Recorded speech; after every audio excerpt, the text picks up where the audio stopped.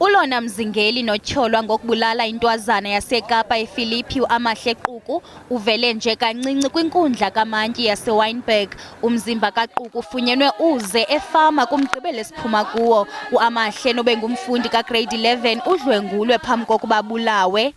uAmahle ungumntana orayithi akanangxaki ndibuhlungu ngoba noma uyenze njalo lo mfana lento ayenzileyo uAmahle kwamothusa ungumntana othukayo senditsho nalapheni into yoba ndimazi uba ngumntana onjani xa umothusa ngaloo nto umothusa ngayo yakhawuleza ukothuka senditsho ndibuhlungu.